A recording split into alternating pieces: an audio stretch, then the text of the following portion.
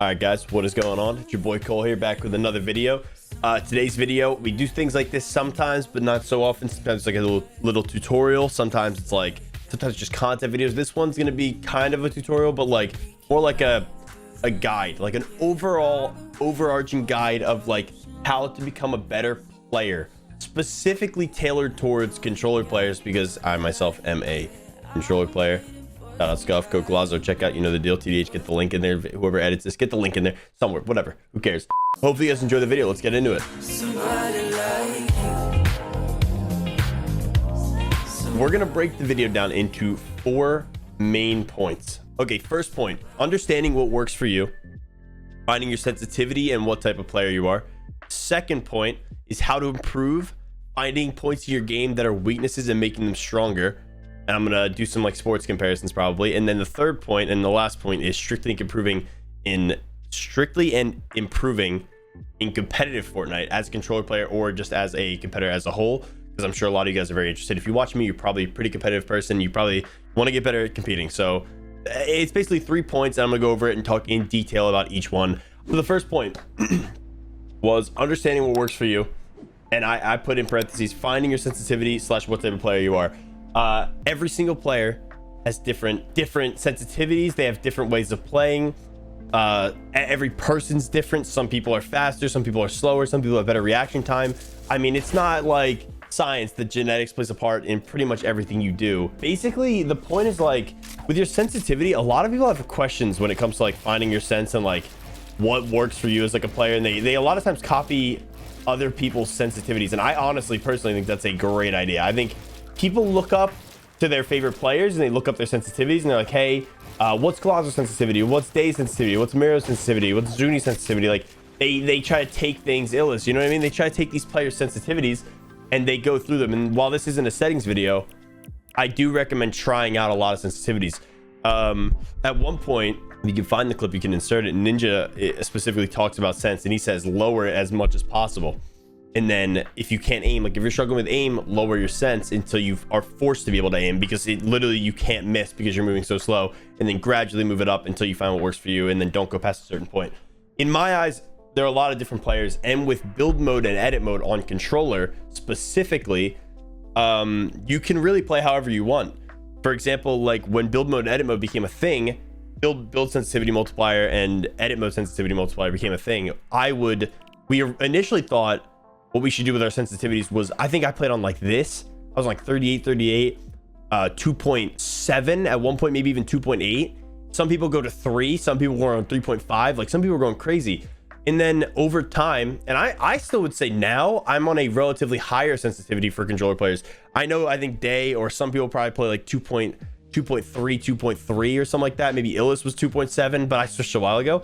It seems to me like a lot of the current new age players that are really good and super mechanical play on stuff like this. Like I'll go back to my normal sense, because this is relatively normal, around 43, 40 to like 46. 40 to 46 is relatively normal for what a lot of people play. But go out of your comfort zone. If you're better on a higher sense, you might be the next person that people are looking at their settings videos. You know what I mean? Like if you're popping off and you're playing 62, 0.5, 0.5 build sense, if you're popping off, you might be the guy that people are gonna be like, why is he popping off? The point is with your sensitivity is no one has the right sense. There's no such thing as the correct sensitivity. It's all just whatever you're comfortable with. There's a reason these people's sensitivities aren't the same, because everyone kind of adjusts to their liking based off a pro. So I think it's a good thing to copy a pro, but I don't think it's a great thing to just stick with it no matter what. I think you fix it and tweak it to where you are on. Like I said, I used to be on like 2.7. A couple of my friends were like, that's really high. And I thought it was really high too, but I was really used to it. I thought I was really good with it. I still think I was good with it back then at the time. But a lot of the best players play on stuff like this right now. They play on 1.5, very slow sensitivities, because it just keeps you in control at all times. I haven't changed my sense in a long time. If you've watched my settings videos, you know I haven't changed my sense in a long time. I've considered dropping my sensitivity for a multitude of reasons. Because it gives you more stability. Some people play faster, some people play slower. It doesn't matter. It's all in the person.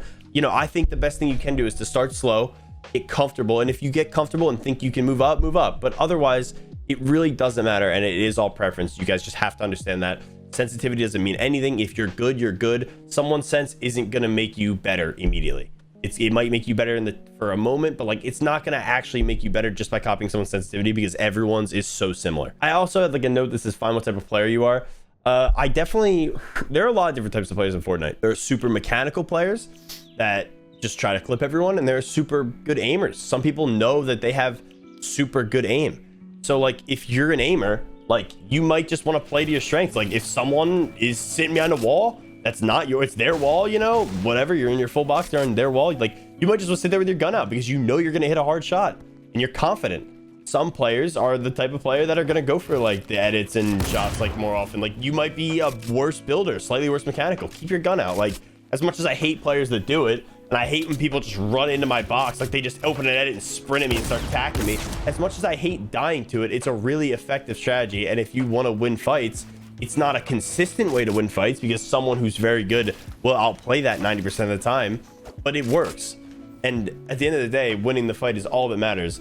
If you have really good aim, maybe play to aim through walls, like on their head, you know what I mean? Like work on your crosshair placement, just keep it up at all times so you're at head level, and then when they edit, just shoot them. And like there's different ways to play, man. Some people are super mechanical. Just I think finding out what type of player you are is super important in terms of like progressing as a player, because like I said, like I know people who are not mechanical at all, but my mechanical friends are legitimately scared to take shots against some players. Like I know there are people that are like they look like an idiot when they're playing, but you open an edit and they hit you for 150 every time. Like people are different. I also know people who will piece you up and miss 10 shots. So you know, they got to find that good balance. Obviously working on those things is good. You can work on your aim, you can work on your mechanics.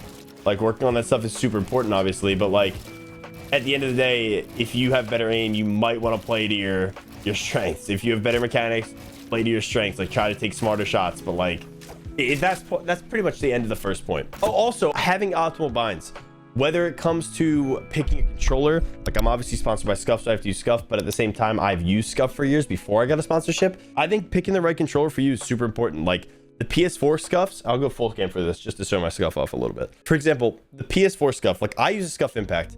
The reason I use a Scuff Impact is because I used to play Xbox, and I had an Xbox normal controller, and then I had an Elite with paddles, and then I switched to PS4, and I didn't have a controller with paddles, so I got a strike pack for a small period of time. It was basically strike pack's like a $40 thing, which works fine. If you don't want to cheat with it, obviously don't cheat, don't do that, but like it's a $40 attachment for an Xbox or PS4 controller that lets you have two paddles, and it's really cheap. I got that for the time being, and I ended up liking it. It's really awkward at first, but I liked it. And then after a little bit, my Scuff finally came in. I got it for the transition period because I needed paddles. I couldn't play without paddles anymore. So if you want to use a no paddle controller, whatever, I suggest learning claw if possible. It's probably not the worst thing. Some people say it messes up your hands. Some people say it doesn't. It's whatever. I think you should learn it if you want to be competitive, if you don't have the money for a Scuff. Otherwise, I mean, like I bought this Impact because it just became a thing years ago. When I first bought it, it was like brand new. And it looks to me like an Xbox controller, at least in comparison to the tiny PS4 controllers. I thought this was a lot bigger and it fits my hands better because I like the Xbox controllers better than the PS4 ones. So I bought the Impact, I got it. It has 4 paddles. Yeah, I didn't use them all at first, but eventually I figured out I could use just certain binds for them that were easier to press, and it removed the potential of me having to take I don't play claw, but for example, like having to take my thumb off the joystick is a bad thing. You want your thumb on the joystick at all times. So I didn't want to have to move it because then I can't aim. I can't look around to press like pickaxe or edit or whatever. So I just started adding things to my paddles so I don't ever, my thumb in game never leaves my joystick ever for either joystick. They're perfectly on them at all times. And you can tell by playing, my movement's definitely a little smoother than certain people who don't have those optimal binds. But at the same time, you really can play. That doesn't mean I'm better than those players. Like you could play however you want. I recommend finding the optimal binds for you. The Scuff Impact, like I said, has 4 paddles. The Scuff Infinity and has 2 paddles, but they're like reactive paddles. So they're 2 paddles, but they're easier to click in. Like I said, it's all preference. Having optimal binds is super important. I would work on, if something's uncomfortable, maybe you triple edit and it's kind of weird. Or maybe you're quad editing and when you get to the 4th edit, it becomes a little awkward. I think trying to think about your binds and what would be easier for you, and then switching to those is the best thing anyone can do.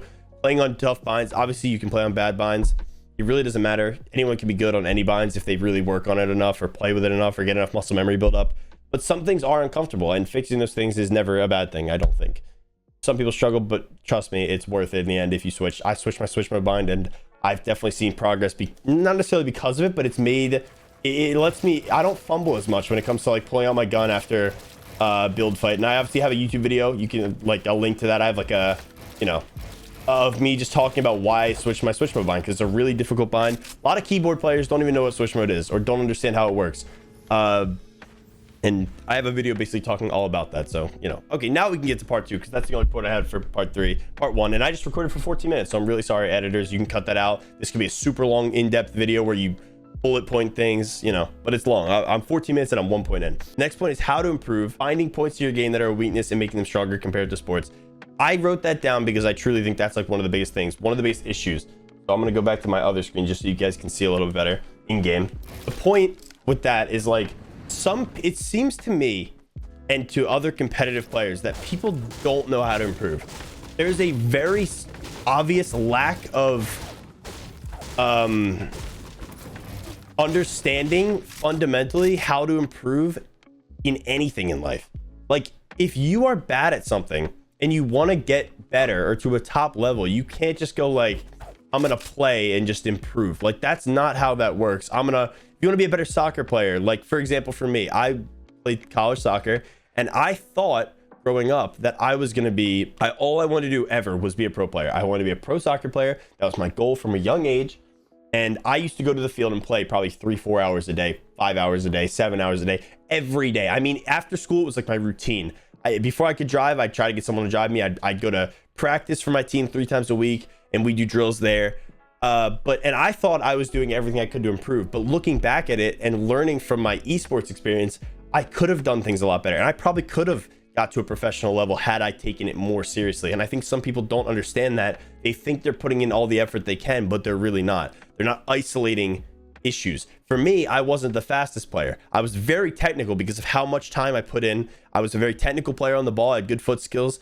But I wasn't that fast. I didn't have the greatest stamina. My heading ability to head the ball was pretty weak. I had a good left and right foot. Because I practiced those and I played all the time. And that's the point. Micromanaging yourself and isolating issues and flaws in your game for anything in life is how you improve.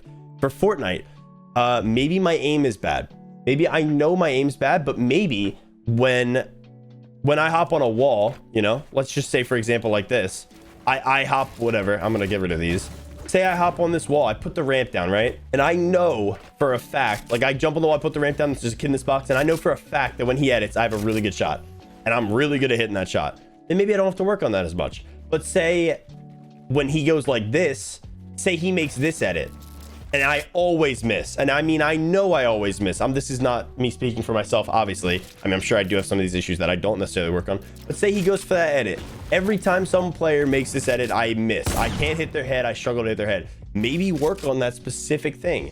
Say when you go for a retake, when you try to do 90s, you like, this is a basic example of it, but like, when you do 90s, you think your 90s are slow because you don't jump at the right time and you like get awkward 90s. Like, work on your 90s, work on specific things. Like, people need to realize that they're not the best. Even the best players have things to work on. And like, even if it's little things, whether it's aim, this is less of a like, I'm gonna go through and give you guys like examples of stuff to work on, and more just like pinpoint weaknesses in your game and make them not your weaknesses by just strictly training them. You know what I mean? Like, if your mechanics are not great, like, work on your mechanics. If your aim's not great, work on your aim. It's very possible with the right training that anyone can become a top player. It just takes time and it takes effort.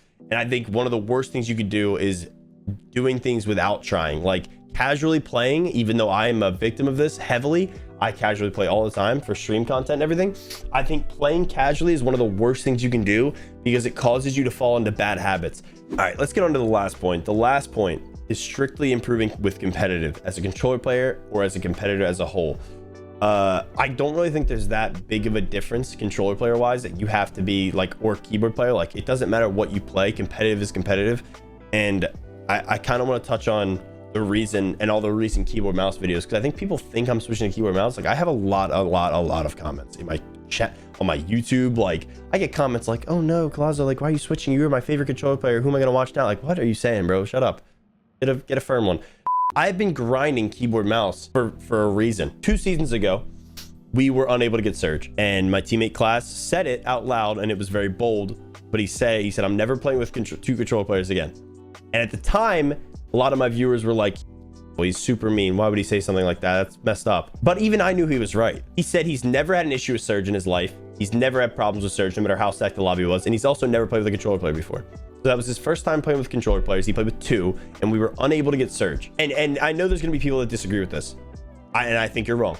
Straight up, I think you're wrong. Obviously, some control players are god snipers. Some have really good bloom from distance. Some are really good at shooting from distance. Even then, controller is pretty much useless when it comes to getting Surge in stacked lobbies consistently. The best way to play is you loot up off spawn.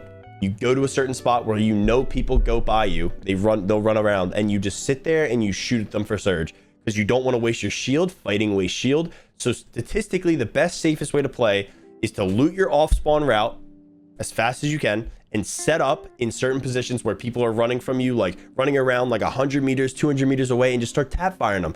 And if you hit someone 5 times for 20, that's 100 damage. And you want to have like a certain amount of damage before the 70 surge threshold, the 50 surge threshold, and the 30 surge threshold. So whether that's like 400 damage before the first one, then like you need an extra 300 for the next one. Like, it doesn't matter. The point is, being on controller in this instance is not easy. And it puts your team in a worse spot. As much as control players are great fighters, so in like a cash cup, you're in a really good spot, in like, because you could fight super well, and up close and personal, you have great aim. As much as controller players are super useful there, in an FNCS grand finals, because some do very well, and I know people are going to say Day and Mero, but they play a different type of game. They don't play the strategic, stereotypical way. They play the, we have uncontested dirty, we're going to push. This is where people are going to disagree with me, because they say Day and Mero can do it, but they are 2 of the best fighters in the game, and they are confident taking any fight. They play uncon dirty, and they run to retail that has 2 teams, and they clean it up, because they're retail shambles. Wherever's around them that's fighting, they third-party fights, and they kill a couple people and have Surge. Not every team is capable of doing that, and it is not a good method or a smart method, and I think even they would agree with that. Like, if you look at Sentin's team, he said he never played with a controller player again because they are incapable of getting Surge. Those words, he said in my chat, he's like, I couldn't play with a controller player because they don't get Surge. I know I just rambled, and I'm so sorry, but it's understanding. My YouTube videos are not me switching to keyboard. I'm not switching to keyboard. I'm a controller player on Fortnite through and through, but I've been grinding keyboard mouse on stream every couple nights, trying to improve my mechanics, and I will explain why, because I get a lot of questions. And I think this is something that you guys should do as well. I think if you're a controller player looking to compete, the best thing you could do is not be a liability. 2 seasons ago, I died to Surge in Grands, or in Heats, and we didn't make Grands. We died to Surge a bunch. Last season, we died to Surge a bunch, and I was controller. And I kind of had this expectation that my teammates were going to get it because they were both keyboard. And one was sniping the whole time and was getting kind of unlucky with snipes. The other one was taking tags, and like, I'm just there as a controller player, not getting as many tags as them, but I could get more. And I think it is super underrated to be able to get tags like a keyboard mouse player, because trust me when I say this, it is better. So I have been grinding keyboard mouse a couple hours a night on stream, and if you saw the progression from day 1 of me playing to day like 15, 16, it is a different person. I can literally play keyboard mouse Fortnite now.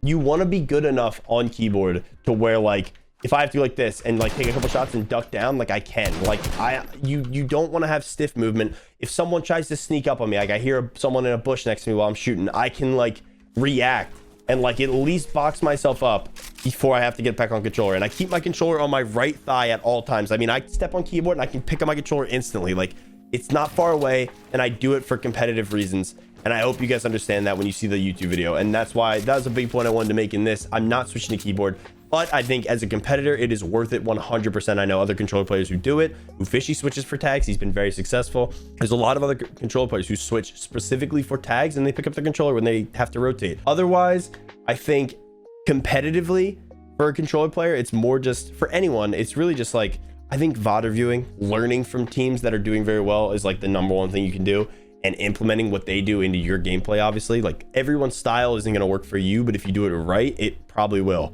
Like, watching people who win the cash cup consistently, who consistently place, like, what are they doing that you're not doing? And I think that's the most important thing. There's not much more I can really talk about on this, but if I do want to be specific towards controller players, I think that Surge advice I just gave you guys is going to help you a ton with your team in stacked lobbies. Obviously, it's not necessarily for cash cups, but it's for something like Heats or Grands. If you want to qualify for Grands, you better be able to get Surge, because that is hard in Heats. If you want to win Grands or do well in Grands, you better be able to get Surge, because it is hard in Grands. I promise you, it's harder than it looks.